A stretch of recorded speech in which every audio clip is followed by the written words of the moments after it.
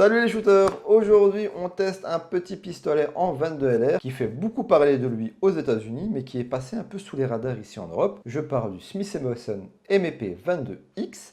Certains disent que c'est peut-être le nouveau roi du 22. Alors on va voir ensemble si c'est vrai ou si c'est juste du marketing. Je vous dis à tout de suite pour la revue.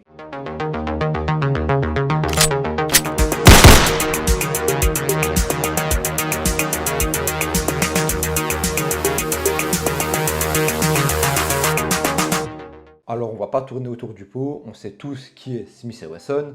Smith & Wesson c'est des armes emblématiques comme le MP9, les modèles 59 et le fameux Smith & Wesson modèle 500. Là je vous avoue, niveau puissance, on est un peu en dessous du Smith & Wesson 500. Mais il mérite quand même notre attention. Jusqu'à présent, Smith & Wesson nous a toujours proposé des pistolets en 22 LR typés compétition, avec la série des Victory, les modèles 41, et pour les plus vieux d'entre vous, vous avez sûrement connu les modèles 422. Donc à l'exception du MP22 compact, qui était censé être une réplique du MP9 en plus petit, il n'avait jamais proposé d'armes pour le tir récréatif. En tout cas, pas jusqu'à aujourd'hui. Mesdames et messieurs, je vous présente le MP 22X.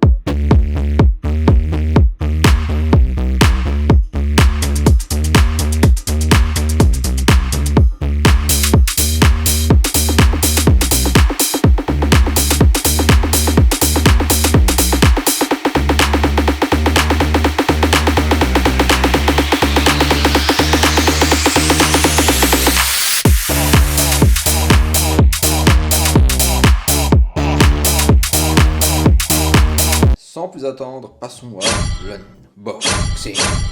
Alors déjà, on a la petite boîte Smith & Wesson. Est-ce que j'aurais aimé une petite mallette en ABS? Oui. Est-ce que j'ai déjà 32 mallettes en ABS? Oui. Bonjour toi, je m'appelle Eugène, et toi c'est comment? Au niveau de la boîte, on va pas trop s'attarder, c'est une petite boîte en carton classique avec les marquages Smith & Wesson. Donc, voilà, rien de fou ici. Alors, quand on ouvre la boîte, qu'est-ce qu'on a? Alors, déjà des petits marquages en anglais ici. En gros, c'est sympa parce qu'ils nous félicitent d'avoir acheté un produit Smith & Wesson et ensuite, via le QR code, on peut enregistrer le produit sur leur site web pour avoir une garantie mondiale. Donc, ça, c'est sympa. On a notre pistolet. Okay, on va finir par le pistolet. On va commencer. On va faire monter le suspense, on va commenter par ce qu'il y a ici. Alors, ici, nous avons des mires en fibre optique de la marque Hi-Vis. Donc oui, l'arme est équipée de fibre optique. Alors, on a une fibre optique vert fluo, rouge et juste un point blanc. Et ça, c'est l'outil pour faire sortir justement la fibre optique de la mire. On a un chargeur. Chargeur de... Bon, c'est un chargeur de 16 coups, mais c'est pas marqué. Ça aurait été sympa de le marquer. Un second chargeur. Donc, ça vient avec deux chargeurs. Et c'est deux vrais chargeurs. C'est pas les petites lamelles qu'on a dans les vieux 22. Donc, c'est un chargeur grande taille, on va dire. Donc, on l'a bien en main. On a des petites plaques pour adapter son red dot parce que c'est une arme qui est optique ready. Et on a encore un cadenas pour mettre l'arme en sécurité. Et des cadenas, on n'en a jamais de trop. Et maintenant, la bête, le MP 22X. Il est beau, hein. Franchement, moi j'aime beaucoup la tronche qu'il a. Comme vous avez pu le voir, je me suis débarrassé de la boîte parce qu'on va passer cette arme en revue. Comme à notre habitude, on va commencer du canon et finir par l'arrière. Donc on y retrouve un canon fileté d'1,5 par 18. Ce qui vous permettra d'y attacher vos modérateurs de son si la législation de votre pays vous y autorise. Je suis obligé de le préciser parce que en Belgique, on n'y a pas droit. Donc je vais peut-être y coller un frein de bouche Même si ça sert à rien, c'est un 22, mais je trouve que ça a de la tronche de mettre un frein de bouche sur un pistolet. Donc au-dessus, on retrouve la mire avant en fibre optique, qui je rappelle est modifiable grâce à l'outil fourni avec et les fibres. Et ça, c'est un gros yes pour Smith & Wesson. Ça, c'est vraiment un chouette truc qu'ils ont mis. En continuant au-dessus, on retrouve à l'arrière l'emplacement pour le red dot, parce que je le rappelle, elle est optique ready, tout comme le FN 502 ou le Taurus TX22. Et ça, c'est sympa. Au-dessus, on retrouve aussi une petite encoche qui va vous permettre de voir si, hop, on ne voit pas bien ici, si l'arme est chargée ou non. Donc là, normalement, on devrait y avoir le cul de la douille qui est visible si on avait une dedans. Et on a les mires arrière classique, sans point blanc, sans rien. Et au niveau, je vais voir si je sais vous faire le focus là-dessus. Au niveau de la prise de visée, hop, vous voyez ce que ça donne. C'est assez confortable, hein. Moi j'aime bien le rendu. La culasse quant à elle, elle est marquée de strict préhension uniquement à l'arrière et elles sont assez profondes, donc la prise en main est très facile, c'est assez confortable, ça ne glisse pas. On a le petit marquage MEP 22X ici et le logo Smith & Wesson. Et derrière on a Smith & Wesson Maryville USA. En dessous des strict préhension dans la sécurité, donc elle est montée, c'est en sécurité.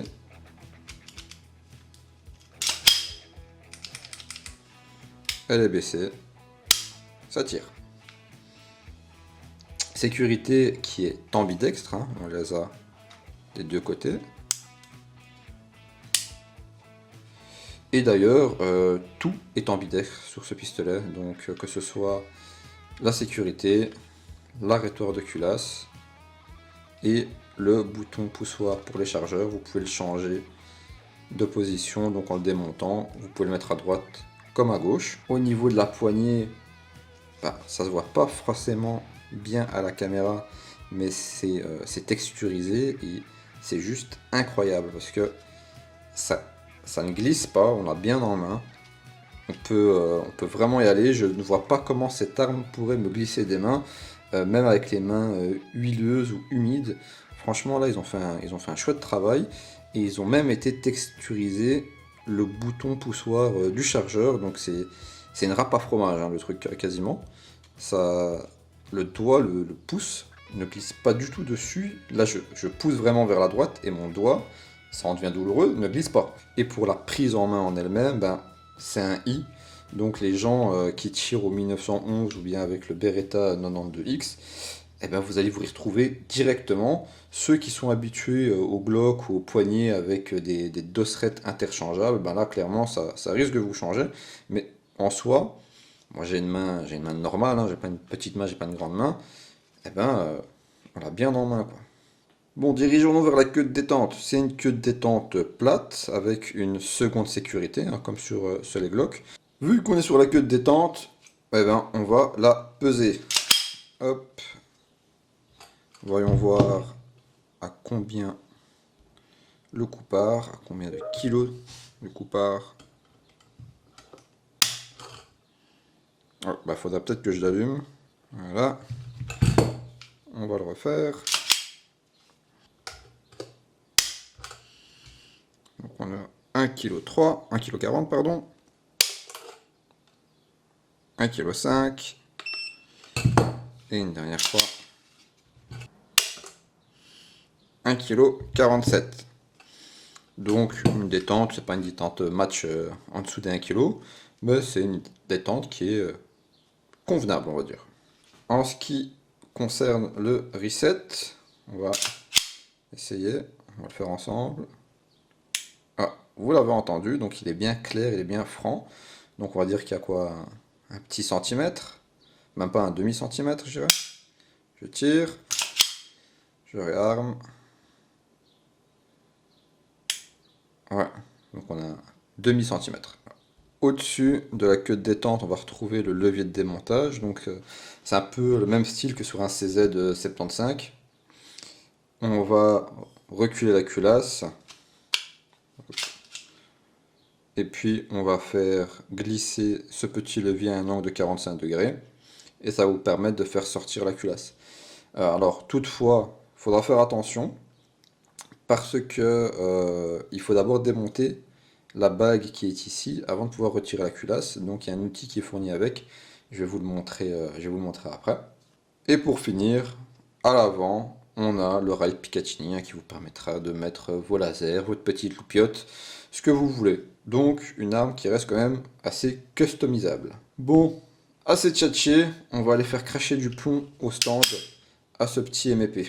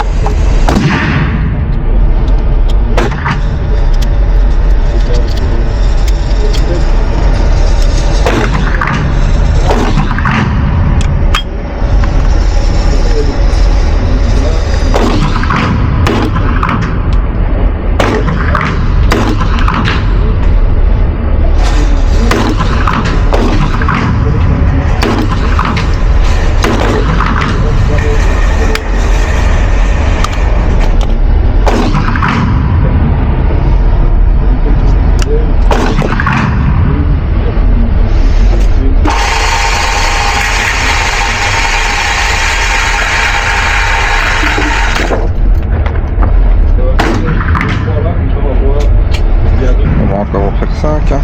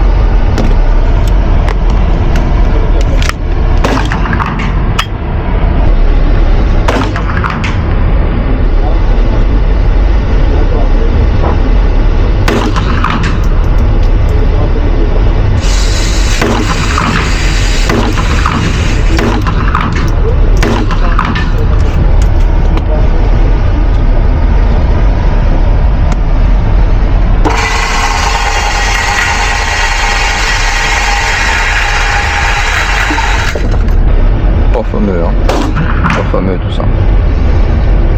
Mais c'est groupé. Ça reste groupé même si c'est très bas. En fait moi je vise ici. Ça tape là. Donc je pense que ce sera résolu avec un rétro. On va essayer de refaire un petit rechargement.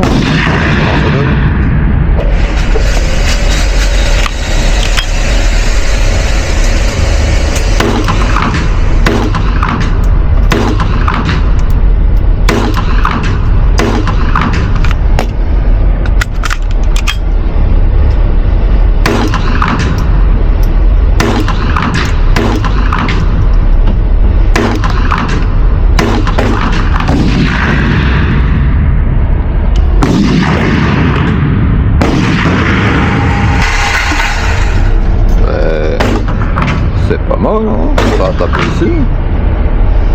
Comme quand on tire rapide, je m'en sors mieux.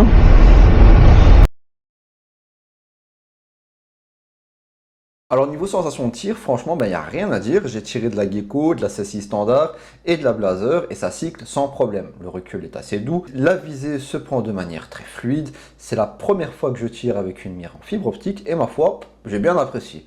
Seul défaut, c'est que les mires ne sont pas réglables et du coup, avec celui-ci, je tirais en bas à droite en visant le milieu de ma cible à 25 mètres. Mais petit spoiler, je vous avoue avoir déjà commandé un viseur point rouge, mais ça, ce sera une prochaine vidéo.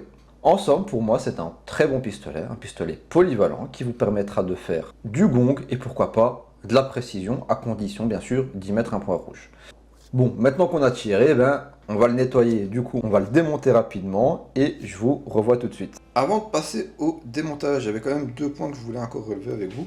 Donc ici, comme je vous ai dit, il y a un canon fileté, mais il n'y a pas de filetage qui est fourni avec l'arme. Donc si ça vous déplaît, il faudra vous-même acheter de quoi le cacher.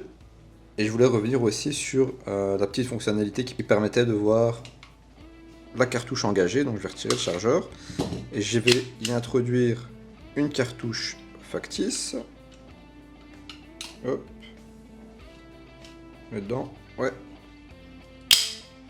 Hop. Et juste en reculant un petit peu la culasse, on voit le cul de la cartouche. Donc ça, c'est assez pratique. Donc, pour démonter notre MEP 22X, on a retiré le chargeur, c'est fait. On va reculer la culasse. Et pour continuer à la démonter, il faudra retirer la bague avec l'outil fourni dans la boîte. Malheureusement, restriction YouTube oblige, je ne peux pas vous montrer comment faire. Donc, le temps que je fasse, voici une vidéo d'un homard. Le homard d'Amérique est l'un des plus gros crustacés au monde. Et il vit ici, dans l'océan Atlantique, le long de la côte est du Canada. Un crustacé, c'est un animal invertébré qui a un squelette externe, comme une armure de chevalier. Grâce à cette armure, le homard est bien adapté pour vivre dans les fonds marins rocheux. Voilà, maintenant que la bague est retirée, on va tourner ceci à 45 degrés. On va retirer la culasse en arrière et on va venir la faire coulisser. Et la grosse surprise, what que c'est passo, c'est un canon fixe. Alors, il y en a qui aiment, il y en a qui n'aiment pas.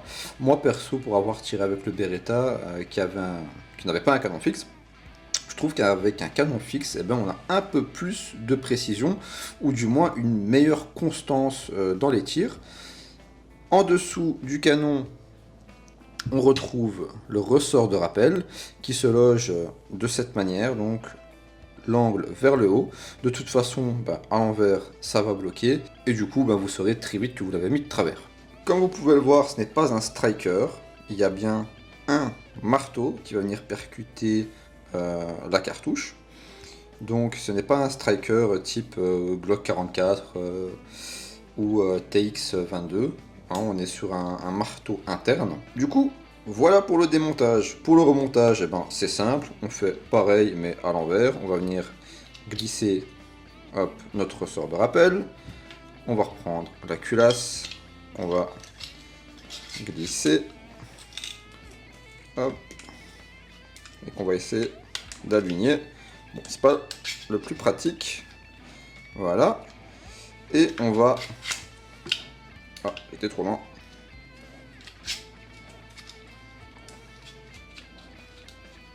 On va caler la culasse et on va réinstaller le filetage. Si vous n'aimez pas le filetage, il vous offre une seconde bague sans filetage que vous allez pouvoir venir ici tout simplement visser.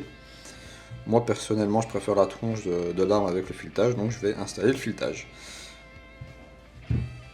Alors, on va arrêter le remontage ici parce que de nouveau, j'ai pas envie de me faire striker par YouTube. Il est temps de parler du prix. Et comme d'hab, je ne peux pas vous dire directement, mais il faut compter l'équivalent de 165 menus Happy Meal pour acquérir ce pistolet. Mon avis général sur l'arme, alors déjà c'est ma première arme moderne, neuve, donc est-ce que mon avis est biaisé? Peut-être. Mais j'ai beaucoup apprécié tirer avec cette arme, je la trouve agréable en main, le tir est très confortable, la prise de visée elle se fait facilement, niveau précision, j'ai encore besoin d'un peu d'entraînement dessus, et je suis certain que le futur Red Dot ne peut que m'aider. Donc je pense que c'est un bel ajout à n'importe quelle collection et aussi une bonne alternative pour ceux qui ne veulent pas forcément acheter un FN 502 ou un Taurus TX22. Et qui plus est, c'est du 100% made in USA et ils ne sont pas passés par Umarex. Et ça a le mérite d'être souligné.